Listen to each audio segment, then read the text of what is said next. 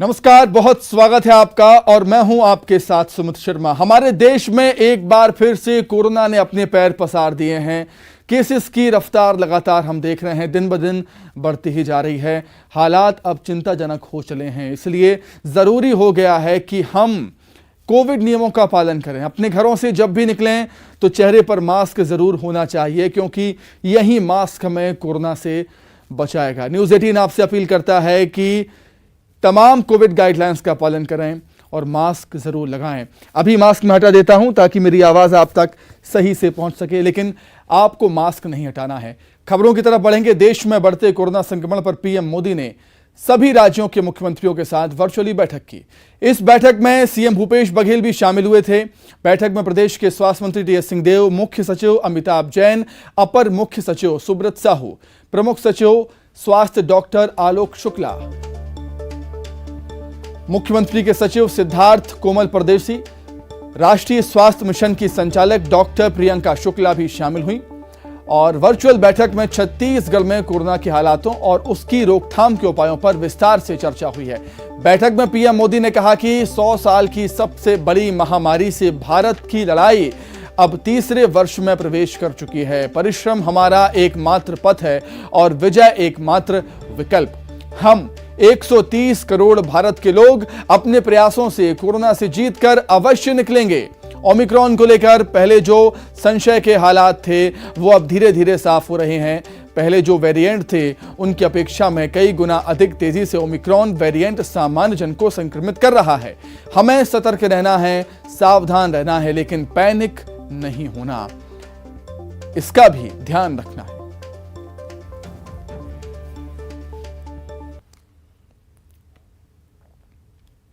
वहीं छत्तीसगढ़ में अब रोजगार पर सियासत गरमा गई है। बेरोजगारी दर को लेकर सियासत गरमाई हुई है। पूर्व सीएम डॉक्टर रमन सिंह ने सरकार पर निशाना साधा। उन्होंने कांग्रेस सरकार के रोजगार विज्ञापन पर सवाल उठाए।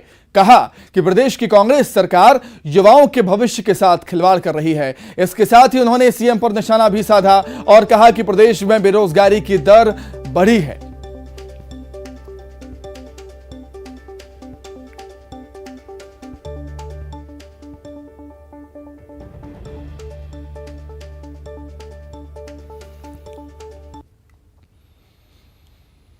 वहीं पूर्व सीएम रमन सिंह के आरोपों पर सरकार के 2 मंत्रियों ने बीजेपी के साथ केंद्र सरकार पर भी हमला बोला। कृषि मंत्री रविंद्र चौबे और नगरीय प्रशासन मंत्री शिव कुमार डहरिया ने केंद्र सरकार पर निशाना साधा। बेरोजगारी के मुद्दे पर रमन सिंह के ट्वीट को लेकर भी दोनों मंत्रियों ने जवाब दिया है। रविंद्र चौबे ने कहा है कि बीजेपी के समय प्रदेश में बेरोजगारी की दर 22% थी और अभी कांग्रेस की सरकार में मात्र 2.1% है।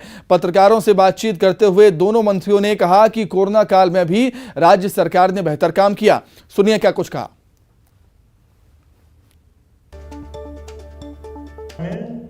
कोरोना काल में भी हम लोगों ने लोगों को जो नौकरियां दी, रोजगार के अवसर उपलब्ध कराए और स्वरोजगार के उपलब्ध कराए। ये कुछ आंकड़े, इसकी शुरुआत हुई थी। मैं सबसे पहले तो उनको, रमन सिंह जी को बधाई भी देता हूं कि उन्होंने इस बहस की शुरुआत की और पूरे हिंदुस्तान ने देखा कि कितने लोगों के रोजी रोटी और रोजगार देश में छीन लिया गया। पिछले कोरोना 2 में हम सब लोगों ने देखा कि रोजगार के अभाव में शहरों से कितने पलायन हुए और घर वापसी के दौरान कितने मजदूरों की सड़कों में मौत हुई।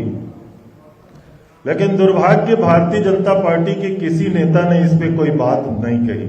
कोरोना काल में भी अगर छत्तीसगढ़ के लिए सीएमआई के द्वारा अगर ये आंकड़े दिए जाते हैं तो निश्चित रूप से ये छत्तीसगढ़ के लिए गौरव की बात है। सारे हिंदुस्तान के कुछ छोटे राज्य जो प्रगतिशील राज्य कहलाते हैं उनको अगर छोड़ दें तो हम लोग पूरे देश में 4थे नंबर पे, और उन राज्यों को अगर छोड़ दे तो छत्तीसगढ़ पहले नंबर पे। ये तो इस सरकार के लिए प्रशंसा की बात है ना। तो इसी पे आदरणीय डॉक्टर रमन सिंह जी ने ट्वीट किया और दुर्भाग्य से जब आंकड़े उनके पास पहुंचे तो उन्होंने इसको डिलीट भी किया। तो कल ही मैं प्रेस से चर्चा करते हुए कहा था कि डॉक्टर रमन सिंह जी को प्रदेश की जनता से माफी मांगनी चाहिए। वो 5 सिंहों की बात मैंने कहा, वो 4 सिंह तो छत्तीसगढ़ से गायब हो चुके हैं। ये एकमात्र सिंह कभी कभार अपने गाहे बगाहे उपस्थिति दर्ज कराते रहते हैं, इसलिए ऐसी बात उन्होंने कही थी।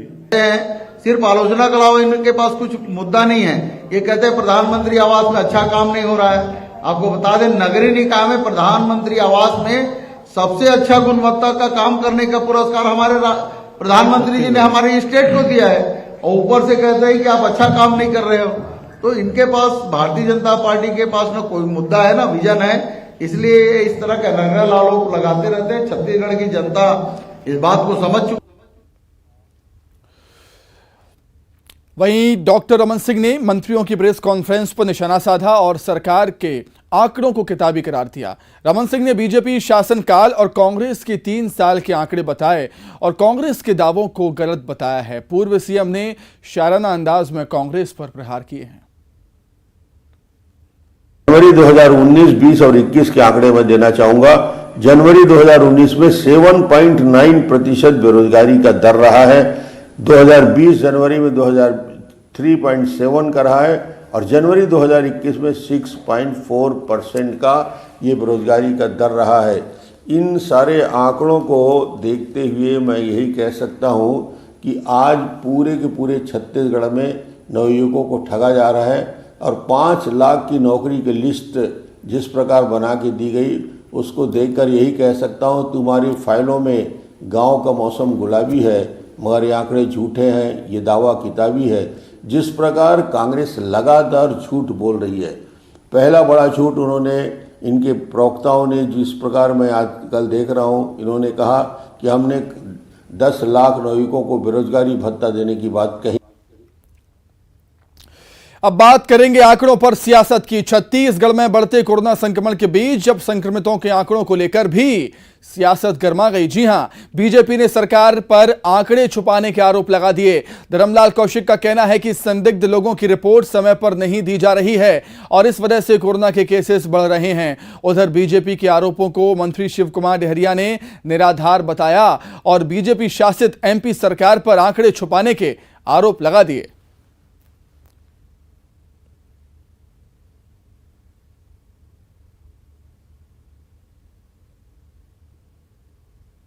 है, यदि वो बाजार में घूमेंगे तो स्वाभाविक रूप से स्प्रेड होने की जो संभावना है, दूसरे प्रदेशों के हम यदि तुलना करें तो मध्य प्रदेश से लगातार छत्तीसगढ़ आगे निकल रही है और प्रतिशत में जब बात करें तो प्रतिशत में भी लगातार आगे निकल रही है। और उसका जो प्रमुख कारण है कि इसको लेकर के जो सावधानी होनी चाहिए, तत्परता होनी चाहिए, तत्काल रिपोर्ट आनी चाहिए, जिससे लोग दवाई खाएं और घर में सुरक्षित रहे। इस बात को लेकर के लोगों में जो बेचैनी बढ़ रही है, वास्तविक में सरकार की नेग्लिजेंसी है। कोरोना के आंकड़े छिपाने का तो कहीं कोई सवाल ही नहीं उठता। हमारे प्रदेश में कोरोना के जो मामले आ रहे हैं, रोज उसकी जांच हो रही है और रोज उनके आंकड़े आ रहे हैं और लोगों के सुरक्षात्मक उपाय किया जा रहा है, उनको चिकित्सा की व्यवस्था की जा रही है, होम आइसोलेशन में रखा जा रहा है, रोज 2 बार उनसे बात की जा रही है। आंकड़े तो भाजपा शासित राज्य छुपा रहे हैं। मध्य प्रदेश का क्षेत्रफल आप देख लीजिए, छत्तीसगढ़ के 3 गुना ज्यादा है, लेकिन वहां पे आंकड़े हमारे मध्य प्रदेश से आधे आ रहे हैं। ओमिक्रॉन को लेकर स्वास्थ्य मंत्री टीएस सिंहदेव ने कहा कि इसे लेकर दहशत की जरूरत नहीं है, डरना नहीं है, सावधानी बरतने की जरूरत है। स्वास्थ्य मंत्री ने कहा कि कोरोना के मरीज गंभीर नहीं हैं, इसलिए राज्य में लॉकडाउन की आवश्यकता नहीं है।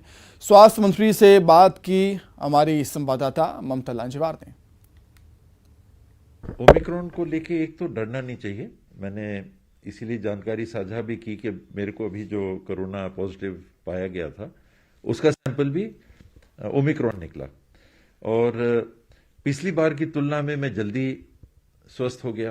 पिछली बार की तुलना में मुझे तकलीफें और कम हुई। पिछली बार भी बहुत हल्की थी, मेरे को कुछ पता नहीं चला था, इस बार और नहीं पता चला। कोरोना की पहुंच बढ़ेगी। चलिए आगे बढ़ते हैं। महात्मा गांधी पर आपत्तिजनक टिप्पणी करने के मामले में कालीचरण की मुश्किलें और भी ज्यादा बढ़ गई हैं। आज कोर्ट ने फिर से 14 दिन की न्यायिक रिमांड बढ़ा दी है। कालीचरण की। अब कालीचरण को 25 जनवरी तक जेल में ही रहना होगा। रायपुर के मुख्य न्यायिक मजिस्ट्रेट भूपेंद्र वासनीकर की कोर्ट में सुनवाई हुई। कोविड प्रोटोकॉल के चलते केवल वकीलों की मौजूदगी में सुनवाई हुई। कालीचरण ने हाईकोर्ट में जमानत याचिका लगाई है।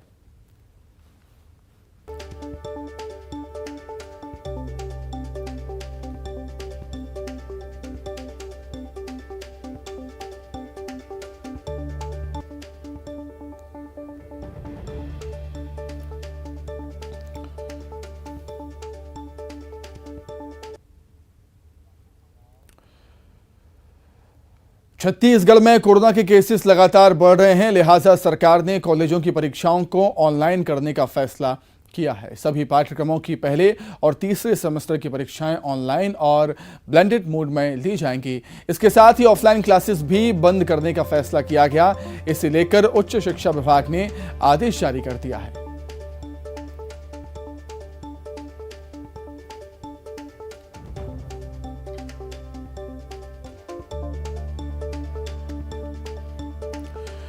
तो देखिए, जिस तरीके से कोरोना अपने पैर पसार रहा है छत्तीसगढ़ में, उस लिहाज से यह फैसला लिया गया है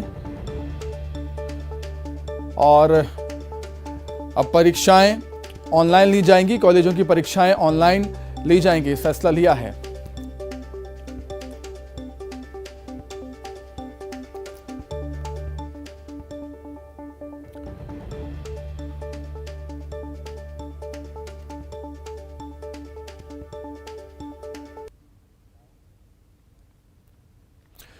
चलिए, इस पर अधिक जानकारी के लिए हम सीधे रुख करेंगे। हमारे सहयोगी देवव्रत भगत जुड़े हुए हैं लाइव रायपुर से। आइए उन्हीं का रुख कर लेते हैं। देवव्रत, जिस तरीके से कोरोना पैर पसार रहा है छत्तीसगढ़ में, उसमें कहना गलत नहीं होगा कि हालात चिंताजनक है। और जो फैसला लिया है कि अब ऑनलाइन क्लासेस होंगी और परीक्षाएं ली जाएंगी, एक अच्छा फैसला हम कह सकते हैं छात्रों के लिए। जी बिल्कुल, और क्योंकि एक तरह से जो उच्च शिक्षा विभाग ने आदेश जारी किया है उसमें जो छात्रों की फिजिकल अटेंडेंस है उस पर सीधे तौर पे तत्काल प्रभाव से बैन लगा दिया गया है। और क्योंकि जिस तरह से कोविड का संक्रमण बढ़ रहा है, इसकी जद में कई महाविद्यालय, कई कॉलेज हैं, वहाँ के टीचर्स हैं, छात्रों को भी कोविड की शिकायत आई है, कोविड संक्रमित होने की जानकारी यहाँ पर आई है। तब ऐसे में एक साथ ऑफलाइन मोड में परीक्षा कराना निश्चित तौर पे ये काफ़ी ख़तरनाक हो सकता था। लिहाजा एक तरह से ये फैसला यहाँ पर लिया गया है कि जो ब्लेंडेड और ऑनलाइन मोड में परीक्षाएं ली जाएंगी, यानी कि जो परीक्षाएं होंगी छात्र घर बैठे इस बार भी एग्ज़ाम देंगे। क्योंकि इसके पहले जो निर्देश जारी किया गया था उच्च शिक्षा विभाग द्वारा और बाकी यूनिवर्सिटीज़ ने कि ऑफलाइन मोड में ही सारी परीक्षाएं ली जानी थी, और क्योंकि पहले और तीसरे सेमेस्टर की जो परीक्षाएं हैं वो 25 तारीख से शुरू हो रही है, 25 जनवरी से, तब ऐसे में छात्रों में भी असमंजस की स्थिति थी। क्योंकि कई लोग ये कह रहे थे कि परीक्षाएं ऑफलाइन होगी, कई ऑनलाइन, तो ये स्थिति जो है वो छात्रों के बीच बनी हुई थी। तब इस बीच अब उच्च शिक्षा विभाग ने जो है सभी यूनिवर्सिटीज़, यानी जो सरकारी हैं, निजी हैं, जितने भी संस्थान हैं, उन यूनिवर्सिटीज़ के लिए निर्देश जारी किए हैं कि जो कक्षाएं चल रही हैं वो ऑफलाइन की जगह ऑनलाइन हो जाए। और इसके अलावा जो छात्रों की उपस्थिति है वो भी फिजिकल अटेंडेंस, उस पर भी बैन लगा दिया गया है। इसके अलावा जो अशैक्षणिक कार्य में जो कर्मचारी हैं, यानी कि यूनिवर्सिटीज़ और कॉलेज के जो कर्मचारी हैं, उनके लिए भी रोस्टर प्रणाली लागू करने की बात यहाँ पर उच्च शिक्षा विभाग ने कही है। और साथ ही साथ यूनिवर्सिटीज को ये निर्देश भी दिए हैं कि इसको लेकर के सारी यूनिवर्सिटीज हैं वो अलग से पृथक आदेश जारी करें, जिसमें कोविड गाइडलाइन के साथ ही साथ परीक्षाओं की डिटेल हो कि किस तरह से परीक्षाएं ली जाएंगी और क्या पद्धति होगी और छात्रों को किस तरह से क्वेश्चन पेपर लेने हैं, आंसर शीट जमा करने हैं। तो इस संबंध में उच्च शिक्षा विभाग ने आदेश तो जारी कर दिए हैं, लेकिन जितनी भी यूनिवर्सिटीज हैं वो अलग से अपनी यूनिवर्सिटीज को लेकर के आदेश जारी करेंगे। ठीक है देवव्रत, बहुत धन्यवाद आपका जुड़ने के लिए और तमाम बातचीत के लिए। आगे बढ़ते हैं। छत्तीसगढ़ में 20 जनवरी को होने वाले त्रिस्तरीय पंचायत चुनाव की तैयारियों की समीक्षा की गई। राज्य निर्वाचन आयुक्त ठाकुर राम सिंह ने मतदान की तैयारियों की समीक्षा की। मतदान दलों के प्रशिक्षण, कोरोना प्रोटोकॉल के तहत जारी दिशा निर्देशों के पालन, सुरक्षा, कानून की व्यवस्था की समीक्षा हुई है। इसके साथ ही मतदान केंद्रों में सोशल डिस्टेंसिंग, सैनिटाइजेशन की व्यवस्था सुनिश्चित करने के निर्देश भी दिए गए।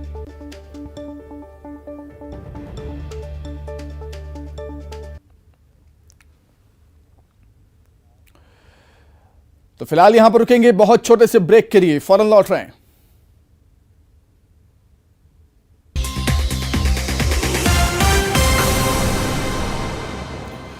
ब्रेक के बाद एक बार फिर स्वागत है आपका। मुंगेरी से खबर, लोरमी में चक्का जाम हुआ है। आदिवासी समाज के लोगों ने चक्का जाम किया है। लोरमी कोटा मार्ग पर प्रदर्शन किया है आदिवासी समाज के लोगों ने। वन विभाग के खिलाफ ये प्रदर्शन है। 2 लोगों की गिरफ्तारी के विरोध में आदिवासी समाज के लोग सड़कों पर उतर आए। एसडीएम, तहसीलदार और मौके पर पुलिस भी पहुंची। प्रदर्शनकारियों को अधिकारियों ने समझाइश भी दी। मुंगेरी से खबर आपको बता रहे हैं, जहां पर लोरमी में चक्का जाम किया है। ये तस्वीर हम आपको दिखा रहे हैं। देखिए, अभी भी प्रदर्शन लगातार जारी है। लोरमी कोटा मार्ग पर प्रदर्शन अभी भी जारी है आदिवासी समाज के लोगों का। वन विभाग के खिलाफ प्रदर्शन ये है आदिवासी समाज के लोगों का। 2 लोगों की गिरफ्तारी के विरोध में प्रदर्शन ये कर रहे हैं। एसडीएम, तहसीलदार, पुलिस भी मौके पर मौजूद है और प्रदर्शनकारियों को अधिकारी समझाइश दे रहे हैं, लेकिन प्रदर्शनकारी हैं कि मानने को तैयार नहीं।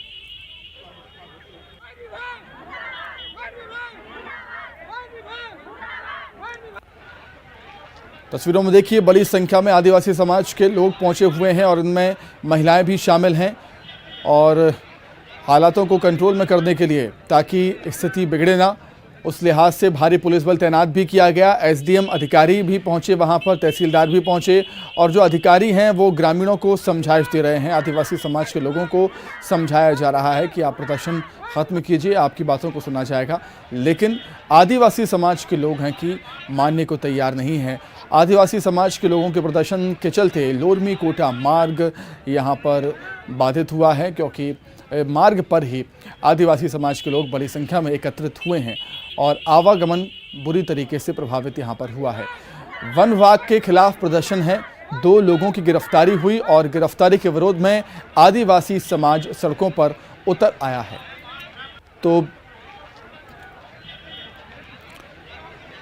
काफ़ी देर से प्रदर्शन उनका हो रहा है और अभी भी प्रदर्शन ये लगातार जारी है। समझाइश दी जा रही है कि प्रदर्शन को ख़त्म कीजिए, आपकी बातों को सुना जाएगा, आपकी मांगों को माना जाएगा।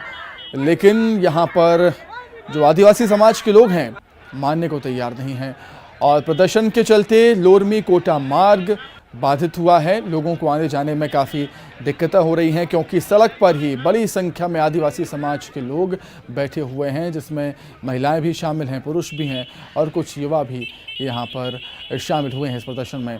एसडीएम, तहसीलदार, पुलिस मौके पर पहुंची है। लोगों को समझाने की कोशिश जारी है, लेकिन जो कोशिशें हैं वो कामयाब नहीं हो रही और विरोध लगातार जारी है। तो इसी के साथ ही फिलहाल इस बुलेटिन में इतना ही। खबरें लगातार जारी है। नमस्कार।